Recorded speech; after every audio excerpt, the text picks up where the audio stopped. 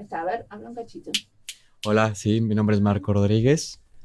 Soy originario de la Ciudad de México. Ya Ya. está, perfecto. Ahí está.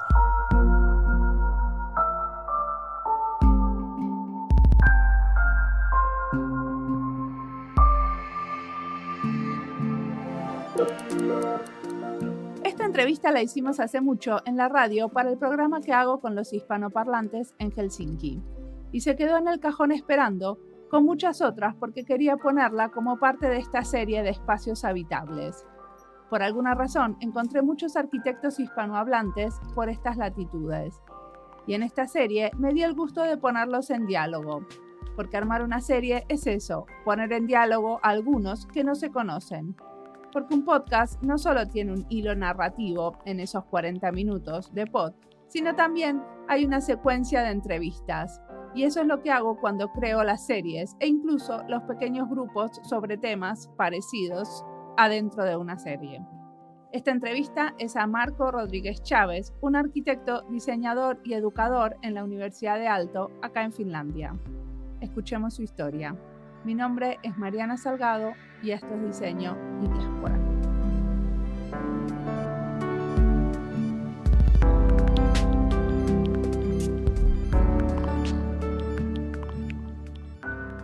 Entonces, primero te presentás, ¿hace cuánto que vivís acá? Pues esta es la segunda vez. La primera vez vine a estudiar nada más 1 año y medio, después me fui a México, regresé en 2010 Okay. a vivir, ya he estado todo el tiempo aquí. Ok, y me vas a contar que trabajas en un estudio de arquitectura. Sí, empecé primero con unos amigos en Poyat, son los ahorita es inmobiliario, y bueno, después ya me salí, bueno, empecé a dar clases al mismo tiempo. Sí. Y pues ahí estuve dando clases y después me metí de nuevo a estudiar arquitectura porque soy arquitecto también. Sí. Y bueno, desde México y para tener el título aquí, por eso. ¿Arquitecto y qué más? Y arquitecto de interiores. Ah, Sí, okay. sustos. Sí, Y arquitecto.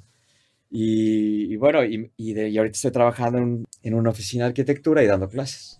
Ok. Sí. ¿Y qué cosas de la arquitectura te fascinan? Porque, por ejemplo, con Laura estaba claro que era lo de La madera. la madera. Bueno, a mí, ¿De qué vamos a charlar yo para tener una idea? no, de los espacios, de cómo la gente usa los espacios, de las nuevas formas de usar el espacio, me interesa mucho el reusar en los edificios, cuál es el futuro no tanto urbano, porque no soy urbanista, pero sí de que ya no se construya tanto. Por eso también estudié interiores, Sí, para mejorar las cosas por dentro. O sea, no a fuerza tienes que construir cosas nuevas, ¿no? claro. Los puntos reusarlas también. O sea, estoy interesado en eso, estoy interesado en los interiores. O sea, que estás interesada en el reuso por una cuestión como filosófica, como Sí, ética, digamos, exacto, de no ética, seguir sostenible. Sí. Sí, o sea, también apoyo cosas nuevas, por supuesto, ¿no? Eso me vas a contar. Vamos a hablar de reuso y también de Las cómo clases, me apasiona mucho dar clases. ¿De clases de qué das? Bueno, doy en Bachelor, doy de CAD y en la maestría doy de diseño de arquitectura de interiores. Okay. Y tengo un curso que se llama Spacing Practice que trato de conseguir un cliente y ellos hacen todo el proceso de diseño. Sí. Y es un concurso entre ellos. Sí, y el cliente son compañías. Sí, son compañías. Es difícil conseguir clientes, pero eso yo lo hago porque yo quiero, o sea, porque es un problemón. O sea, no porque me lo pidan. No, porque está bueno que tengan un cliente. Exactamente, y ven la realidad de lo que es. Aprendan. Exactamente. Sí. Y normalmente, bueno, cuando se consigue el cliente, los estudiantes forman compañías dentro del curso, hacen su propia compañía, crean y hacen todo el proceso. Es como una competencia, un concurso, digamos, dentro del curso. O sea que el trabajo es individual, no es en grupos. Es en grupo, no, es en grupo. O sea que hay varios grupos y cada grupo crea de verdad una empresa. Bueno, crea una empresa ficticia, o sea, no la pone legalmente, sino simplemente crea el nombre, crea el portafolio, crea tal vez una página web, se presenta con el cliente, así como si fuera una oficina, realmente cada quien se presenta, hace una presentación y siguen todo el proceso de lo que sería un proceso de arquitectura de diseño, ¿no? Ah, genial. De interiores, sí. Y el que lo gana puede llegar a ganar un poco de dinero de ese proyecto. Sí, se ha hecho. O sea, de hecho, la idea siempre es de que el cliente coja un ganador y de ahí lo desarrolle ya con los alumnos. Ya la universidad ya no tiene parte con el cliente, pero los alumnos continúan con el cliente y sí se ha llegado a realizar Algunos hay proyectos. unos proyectos. No todos, pero sí algunos. Buenísimo. ¿Y los clientes en general quedan contentos? ¿Cómo es? Sí, normalmente sí, porque de hecho, sí, normalmente siempre quedan más contentos porque algo que tienen los estudiantes que no tienen los profesionales es, bueno, es un poco raro, pero es el corazón. O sea, lo que pasa es que un profesional cobra por horas y las horas para un estudiante no, no cobra. Entonces, normalmente tiene más empeño en ese sentido. O sea, no es tan, sí, vaya, no cobra por horas. Ellos es totalmente pasión. Yo sé que un profesional tiene pasión, pero tiene que comer, al fin y al cabo, ¿no? Sí. Y tiene como más, aparte tiene como de alguna manera más estructurado el método, ¿no? Sí, sí, sí, digamos, está, como decimos en México, ¿no? Está más maleado, ¿no? Tiene más experiencia, tiene más el profesional, entonces ya sabe por dónde, de alguna manera. Claro. Y decime, si hablamos de clientes finlandeses, ¿hay una diferencia muy grande entre cómo se pide la arquitectura y un trabajo de arquitectura acá que en México? Sí, totalmente. O sea, por lo menos en arquitectura de interiores, sí, sí, es muy diferente. O sea, de ¿Qué cosas hecho, son diferentes? bueno, primero que, por ejemplo, yo, bueno, hace años que no tengo contacto con una universidad en México, pero no sé ahora cómo se dé la educación, pero por lo menos es muy difícil, o bueno, lo que he escuchado en México, no creo que haya tanta colaboración entre privado y la educación, digamos, eso de entrada, ¿no? O sea, aquí es más fácil que la universidad o las compañías colaboren con la universidad. Eso se da más. No sé ahora, repito, en México no sé cómo esté la situación ahora, pero por lo menos lo que tengo entendido es que es más, o sea, no se da tanto eso, y aquí sí, ya de entrada. O ¿Y sea, eso por qué es así? ¿Es una cuestión de tradición? yo creo que es parte de su cultura. O sea, yo creo que eso es parte de, bueno, también como es Finlandia, o sea, de alguna manera, pues es un país más desarrollado, tienen una red más cercana entre ellos, tanto compañías, educación, o sea, como que está más relacionado todo, ¿no? O sea, todo está más conectado. Y sí, culturalmente de alguna manera se ayudan más sí, se colaboran entre ellos más, ¿no? O sea, lo privado y lo público. Sí. Bueno, y aparte muchas veces, por ejemplo, como parte de los consejos asesores de la universidad, hay empresas. Entonces, Claro, de esas mismas empresas salen ideas como estas, como de cooperación. claro, claro, totalmente de acuerdo. O sea, siempre, yo creo que eso es tradicional de la universidad finlandesa, ¿no? Que siempre hay consejos administrativos y hay parte de privado, de parte del sector privado, ¿no? Sí. Y hay cosas de la arquitectura finlandesa que todos admiramos un montón, ¿no? Como el trabajo en madera, la funcionalidad, la manera como de crear los espacios. Pero hay algunas también que te deben fastidiar. Sí, no, bueno, hay muchísimas. Yo creo que A como ver. todos los países, ¿no? Que hay cosas buenas y cosas terribles, por supuesto. ¿Cuáles son las que te fastidian? Bueno, en arquitectura y arquitectura de interiores, porque también hay que definir arquitectura, tiene que ver muchas cosas. Arquitectura de interiores se evoca nada más a los interiores, ¿no? Para estar claro, pero en arquitectura hablando, sí, de entrada, la época de los 70, ¿no? Estos edificios con azulejos, ¿no? Son terribles. O sea, es como, hay ejemplos que, bueno, hay ejemplos tan malos que ya son apreciados, ¿no? Como Pásila o como... Los azulejos en las fachadas te Sí, referís. claro, en los azulejos en la fachada. ¿Y eso por qué se hizo así? Yo creo que por economía, por funcionalidad y porque creían que era la respuesta adecuada en ese tiempo, ¿no? Que es fácil lavarlos. Sí, pero bueno, también no todo debe ser pragmático, ¿no? O sea, no es tan funcional, ¿no? Si estás sacrificando cierta parte de estética porque también a veces la estética tiende a ser funcional, o sea, Claro. ayuda. Una de las cosas que me pareció interesante que hiciste fue como una remodelación del Rintamamiestalo. Primero, contémosle a la gente que no conoce el concepto, ¿qué es un Rintamamiestalo? Bueno, no fue tanto como una remodelación, fue un proyecto. Yo estuve hace unos años con dos amigos en una oficina de arquitectura de interiores inmobiliario que se llamaba Poyat. Y bueno, ahí lo que hicimos fue vender un proyecto a una empresa que diseñaba casas prefabricadas. Y lo que hicimos fue vender un proyecto basado en Rintamamiesta, lo que es un concepto de, bueno, alguien me puede corregir tal vez al área si digo algo mal, pero después, creo yo, después de la guerra, se tenía que de alguna manera reconstruir Finlandia y Rintamamiesta fue un concepto de casas prefabricadas que se tenían que construir rápido en madera, de 2 niveles, la cual la chimenea era central, la cocina era central, o sea, y, y uno podía ir alrededor de la chimenea, estufa y chimenea, había 2 chimeneas, creo, y la estufa. Bueno, se podía recorrer un pasillo alrededor de eso que conectaba la cocina, lo que es la sala o el salón, lo que es el holojuone, y tenía unas escaleras. Y de ahí lo que hicimos fue diseñar una casa contemporánea, vaya, basada en esa disposición. Pusimos la chimenea central y las escaleras y todo se podía recorrer alrededor de eso, ¿no? Y la solución fue un cubo que se vendió a esta compañía. Y por cuál es la idea, bueno, normalmente una casa prefabricada uno tiene lo que es el tonti, o como dicen, el terreno, perfecto, el terreno, Dios mío, pero bueno, el terreno, pero como no es una casa de que un arquitecto diseñe ahí, uno compra la casa y bueno, como es un cubo, uno podía girar la casa dependiendo las vistas, los vecinos, y era realmente flexible, o sea, uno podía poner la casa en base a las características del terreno y las condiciones de él. Claro. A mí me parece, o acá en Finlandia hay como mucha más tradición de casas prefabricadas y que muchas veces son de muy buena calidad, porque por lo menos en Argentina cuando hablamos de casas prefabricadas, en general es como algo barato.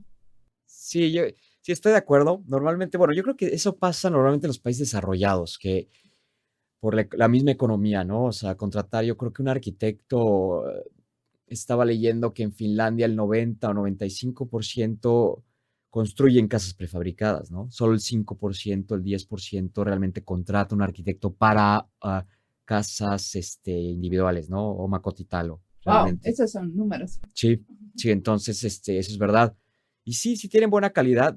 Eso se inició, los primeros que empezaron con la casa prefabricada fueron en Estados Unidos, ¿no? Lo que le llama el balloon frame, que está basada, la arquitectura finlandesa originalmente está basada en esto, ¿no? En lo que son los postes de madera con aislante entre las 2 capas.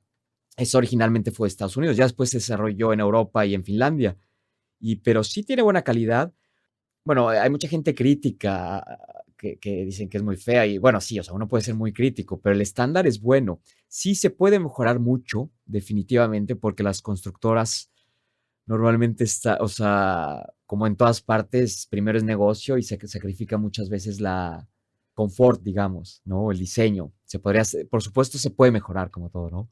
¿La calidad de la construcción, decís, o el diseño? Yo creo que ambas. También se ha comprobado que, no sé si en casas, pero en edificios tiende mucho a pasar, bueno, y todo el mundo ha vivido, todos los que viven en Finlandia, Helsinki, sobre el moho.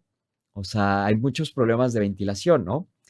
Que por la misma regulación o las leyes, en muchos edificios se tiene que tener aire acondicionado y a veces no es bueno eso. Yo creo que es mejor el aire natural. Lógicamente se pierde mucha energía, mucho calor, pero sí llega a ser un problema a veces tanto aislante. Bueno, o sea, los grandes problemas que hay acá de la humedad y el moho son justamente porque tenemos doble ventanas o 4 ventanas. Entonces, Sí, al estar tan aislados. aislados y tratar de ahorrar plata en la energía que consume la casa al tener que calentarse en invierno, entonces al final no corre aire. Sí, eso pasa, es como una contradicción. A veces no hay tanto que aislar las casas. Entiendo de la energía, que hay que cuidar el calor. Eso estoy totalmente de acuerdo. Pero también tanto aislante llega a provocar muchos problemas de moho y a la salud, ¿no? Entonces, yo creo que hay que mediar eso, ¿no? Y últimamente, sobre todo en las escuelas, fue un tema que estuvo muchísimo en la prensa, porque hay 1/3 de las escuelas que están teniendo problemas de humedad. y los chicos están yendo a clases en containers. Sí, sí, sí, existe por la universidad había una escuela que los chicos estaban yendo en contenedores y pues bueno, las condiciones no eran las más adecuadas, ¿no? Por la humedad. Claro. O sea, ¿Y cuáles son las soluciones? sí, es una buena. Yo creo que la solución, no creo totalmente que la tecnología al 100 deba ser la solución, en mi opinión. O sea, no creo que el aire acondicionado debe ser la solución. No creo que los sistemas totalmente eléctricos. Yo creo que también hay cosas mecánicas que funcionan muy bien. O sea, que uno debe, tal vez radica en el grueso, el espesor de los muros, radica mucho en una buena ventilación cruzada. Hay arquitectos en Alemania que ya tienen edificios grandes sin aire acondicionado, ¿no? En Suiza, que están tratando eso de hacer edificios ya sin aire acondicionado, que las condiciones, y yo creo que sí se podría llegar a eso si se tienen las situaciones adecuadas de un buen aislamiento, de una buena ventilación cruzada, de cómo se utilicen los espacios interiores también, ¿no? O sea, y también es cultural, o sea, yo creo que uno no necesita estar a 25 grados dentro de una casa, ¿no? También uno se puede poner un jersey sin problemas, uno puede estar más tapado, pero bueno, Vos decís que acá estamos muy acostumbrados a estar a 25 sí, grados. por supuesto, o sea, en una casa están con camiseta en enero, ¿no? O sea, y bueno, está bien, pero también se podría ahorrar un poco de energía, ¿no? Sí, es verdad. Contame, Marco, ¿cómo te parece que va a ser la dirección en donde tendría que ir la arquitectura en el futuro?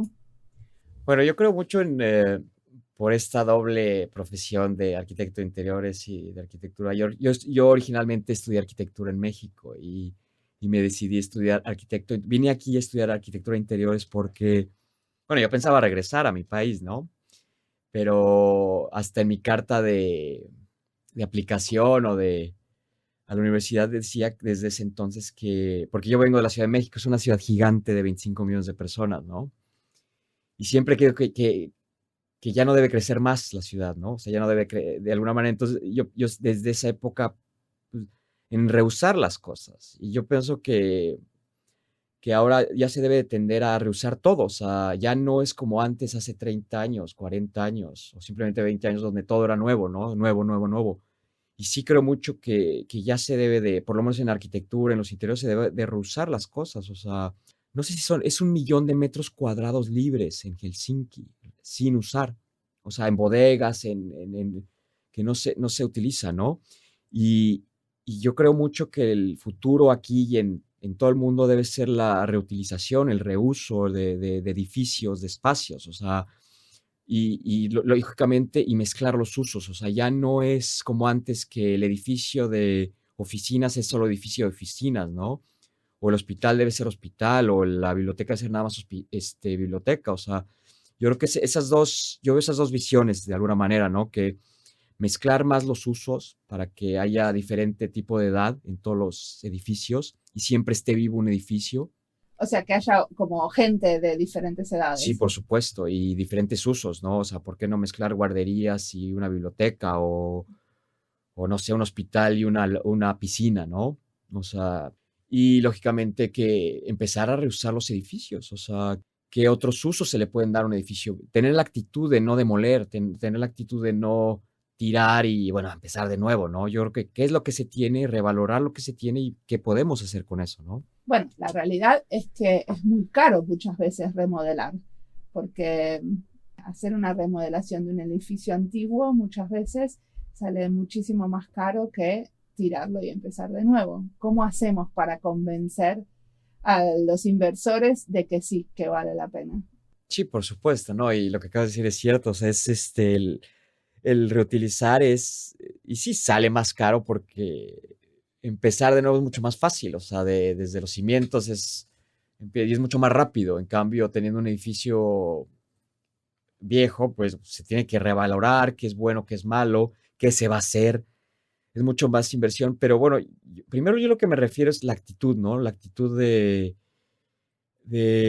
existen unos arquitectos que valoro mucho franceses, Lacaton y Basal, que siempre dicen el no destruir, ¿no? El no tirar, simplemente siempre tratar de revivir el edificio, ¿no? Que es lo que se tiene. Y me inspira mucho esa frase, o sea, de siempre tratar, yo creo que se debe empezar por ahí. Yo sé que a veces no se puede por cuestiones económicas o funcionales, que no se puede reutilizar de nuevo, pero yo creo que empezando por la actitud, ¿no? Por la actitud de los inversionistas, hay que tratar de salvar algo, ¿no? Hay que tratar y también como usuarios, ¿no? ¿Qué se puede salvar, ¿no?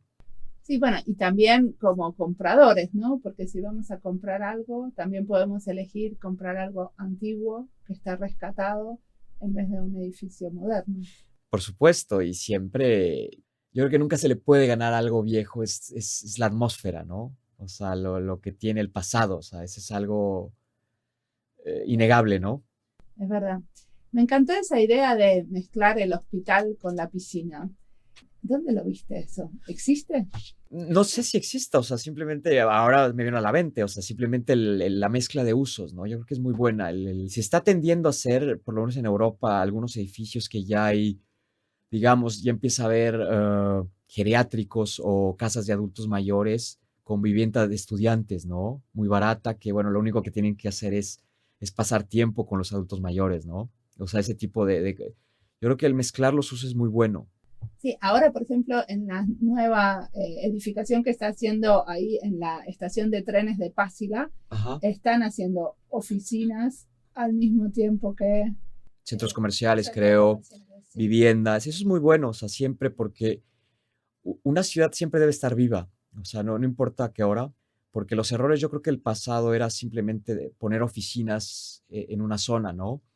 Y en la noche era una zona muerta, ¿no? O poner simplemente vivienda muy lejos, como las ciudades del futuro en los 50, 60, 70, que lejos de la ciudad, y lo único que creaban eran ciudades dormitorio, ¿no? Que todo el mundo salía y era muerta esa ciudad y regresaban por la tarde, noche, ¿no? A vivir. Sí. Entonces yo creo que, bueno, yo veo una buena opción es mezclar usos y condensar más la ciudad, por lo menos Helsinki, o sea, en ese sentido ya estamos hablando de urbanismo, que ya no es mi fuerte, ¿no? Pero sería bueno, pues, acercar más los usos también, no irnos más afuera, ¿no? Por cuestiones sostenibles y de tiempo y de todo lo que conlleva.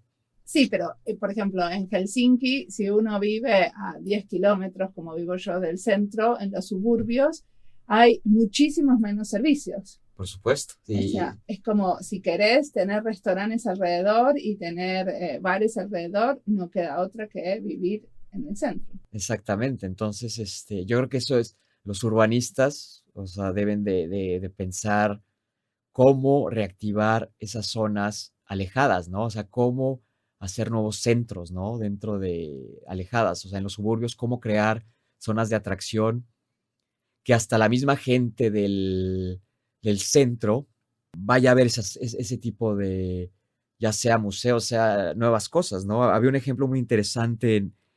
Llegué a ir con mi ex esposa, me acuerdo, a Estocolmo, había una galería, no me acuerdo ni su nombre, pero ella sabía mucho de arte.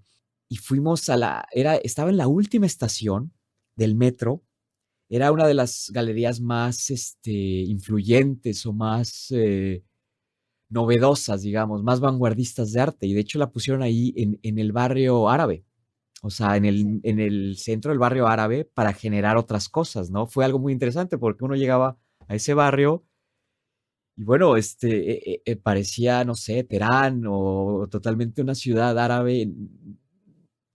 Era muy, muy interesante y estaba dentro de un edificio esa galería, o sea, era muy, muy interesante. Bueno, es como si ahora pusiéramos, por ejemplo, adentro del Pujos de Itaquescus, una galería de arte muy chic.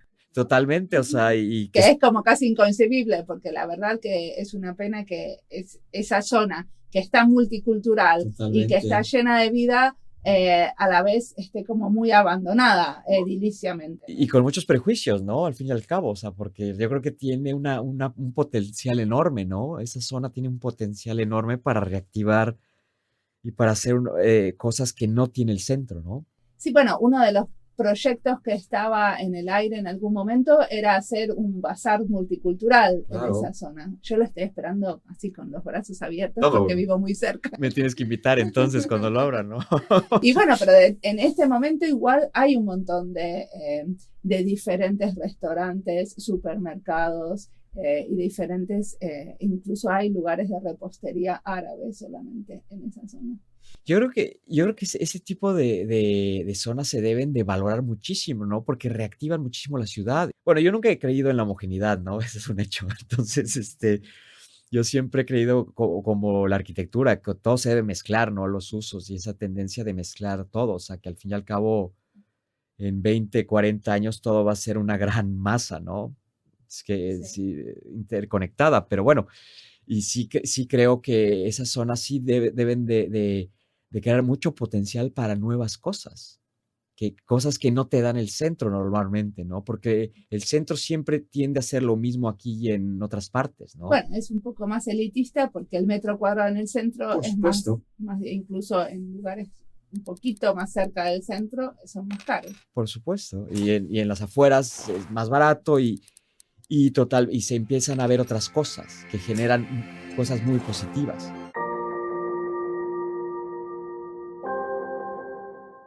A pesar de que no estoy trabajando más en la universidad acá en Finlandia, colaboro con varias otras universidades. En 2 universidades doy clases, en la Universidad de Buenos Aires y en la Universidad del Centro, las 2 en Argentina. Doy clases online y también cuando voy de vacaciones. Y el tema de la educación de los diseñadores me fascina. Siempre me interesa saber más de propuestas académicas, no solo en la universidad, sino también de la educación informal y de educación de pares, cómo los diseñadores aprendemos unos de otros, como es el caso de los cursos que hacen las asociaciones de diseñadores. Por ejemplo, los diseñadores de interacción son súper activos en este área. Y también hice una lista en nuestra página web de todas las entrevistas con las que hablamos de educación en diseño. La encuentran en la sección de recomendados de www.diseñoydiaspora.org y aparte en Spotify, que ahora abrió la posibilidad de hacer listas de podcast. En Spotify la encuentran por Enseñanza del Diseño.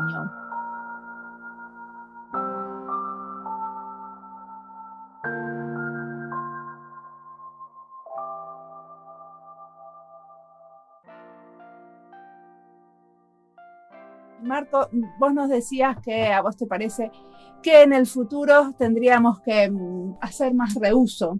Entonces, ¿cómo empujamos desde la educación a que los arquitectos quieran reusar? Yo creo que primero sería, bueno, tradicionalmente aquí y en el mundo la educación en arquitectura siempre ha sido muy tradicionalista, ¿no? O sea, en Finlandia, en México, en todas partes son círculos muy cerrados, se tiene sí, son círculos muy cerrados, todo se conoce, todos, y eso pasa en todas partes del mundo. Entonces, también ha sido muy tradición, o sea, ha sido muy, vaya, en ese aspecto sí veo el diseño como que más adelantado en cuestión de educación, o sea, meten más materias que tal vez no tengan que ver directamente con el diseño, pero que afectan, por ejemplo, lo que ahora estamos hablando, que sería bueno que a los estudiantes en arquitectura de interiores, porque en eso de clases también a los arquitectos deberían de meter clases de antropología, de geopolítica, de entender más el mundo actual, de qué es lo que está pasando. Lógicamente un estudiante tiene idea de lo que está pasando, bueno, algunos, pero sí de entender más el contexto, ¿no? A mí me parece, quizás mirándolo como diseñadora, soy un poco crítica, pero en general se da de comer mucho la idea del arquitecto como superhéroe, ¿no? Exactamente. Como el arquitecto que lo sabe todo y yo sé cómo vos vas a querer vivir. Exactamente, y ese es lo que acabas de decir muy cierto, y ese es el primer error del diseñador, ¿no? Dar por hecho las cosas. Ese es el primer error que uno debe de... Y sí, tradicionalmente el arquitecto, bueno, el ego es alto de los arquitectos, cosa que me parece un grave error, ¿no? Pero eso es una visión muy tradicionalista, que simplemente la arquitectura interior es un oficio como todos, ¿no? Es un oficio como el carpintero, como el el barrendero como es simplemente un trabajo. O sea, es una profesión, estoy de acuerdo, el dar clases o el ser taxista y está bien, pero sí se debe tener una visión más general, que sí se está haciendo, no digo que no, pero sí yo creo que se debe de tener una visión más global, más general, más local todavía. Decía un arquitecto que veía en una conferencia, un arquitecto holandés, interesante lo que decía, que el 80% que se construye en el mundo son viviendas, ¿no? Y que irónicamente en las escuelas solo se educa para hacer museos y remodelaciones de teatros y cosas muy grandes, ¿no? Que realmente se debe enfocar muchísimo más en lo que se hace en el mundo, ¿no? Que bueno, que tiene razón, pero también hay que tener esta parte de experimentación. Por eso uno está en la escuela, ¿no? Para experimentar. Claro, y aparte, porque si vos haces estudiantes que solamente cumplan lo que el mercado quiere, entonces no estás haciendo estudiantes con un como poder crítico y Criterio, reflexivo que exactamente. puedan ir un poquito más allá y tener su propia agenda ética, como esto que vos decías, tenemos que rehusar, tenemos que hacer espacios multiusos donde diferentes generaciones se unan.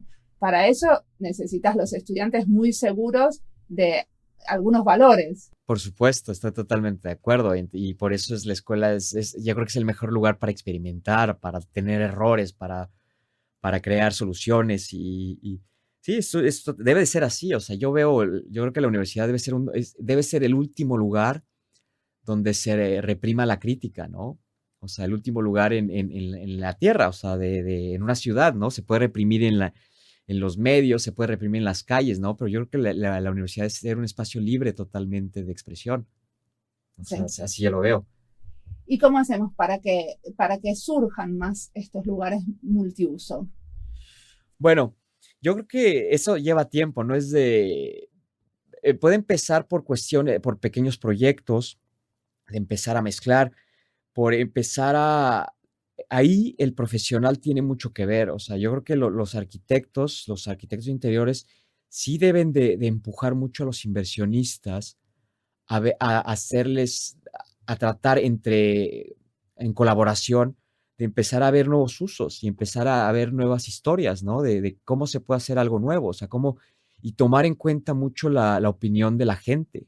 O sea, como decías, ¿no? Es muy importante que los diseñadores, llámese arquitectos, interiores, industriales, de lo que sea, tomen siempre el voto de la gente, ¿no? Que escuchen a las personas, ¿no? Y de ahí, que es que ya no se debe trabajar como antes, o sea, ya debe ser grupos de trabajo multidisciplinarios, ¿no? O sea, donde se empiece a tomar en cuenta todas las decisiones y de ahí se empiece a moldear nuevos usos o nuevas ideas. A mí me gustó tu idea de que los diseñadores y los arquitectos tendríamos que estudiar más geopolítica. ¿Qué podríamos sacar de ahí, por ejemplo? ¿Cómo podría ser nuestra práctica diferente si estudiamos geopolítica? Hombre, yo creo que todos los estudiantes del mundo deben de estudiar eso, ¿no? Sería interesantísimo ver qué es lo que afecta, o sea, por qué causa una guerra simplemente, ¿no? ¿Por qué se causa y qué afecta económicamente y qué afecta, digamos, en cuestiones de arquitectura y diseño, eso, ¿no? O qué decisiones políticas van a afectar el mercado y de ahí el mercado te va a afectar como diseñador, ¿no? O sea, y de ahí qué es lo que uno puede hacer o cómo uno puede reaccionar, ¿no? O qué pequeñas decisiones. Yo creo que ese es algo que me da miedo en el mundo es eso. O sea, me acuerdo mucho esa es una anécdota que tuve en un castillo en España, ¿no? Vi una biblioteca donde los libros estaban al revés y había una máquina en ese tiempo, hace muchísimos siglos, vi una máquina como el Sol era el centro del universo, ¿no? Y era científicamente probado, ¿no? Entonces, ahí me di cuenta que en ese tiempo creían que el Sol era el centro del universo y estaban totalmente erróneos. Y ahora me pregunto, ¿qué estamos haciendo? Que estamos haciéndolo totalmente mal, ¿no? Y de ahí me pongo a pensar, ¿qué pequeñas decisiones puedo hacer para hacer cosas buenas, ¿no? O sea, simplemente de ahí, o sea, tal vez mucho choro, mucho rollo, ¿no? Pero de ahí viene el poder de las decisiones, ¿no? Y eso afecta a la geopolítica, o sea, lo poco que puedas saber del mundo te va a afectar en tus decisiones. Y por eso es esencial saber un poco de lo que está pasando en otras partes, no en tu área, por lo menos. O sea, que el poder de decisión de comprar una marca o de hacer esto, o simplemente de caminar del lado o sea, hacer decisiones en tu vida, ¿no? Eso lleva consecuencias globales o generales, ¿no? Buenísimo. Muchísimas gracias por la charla.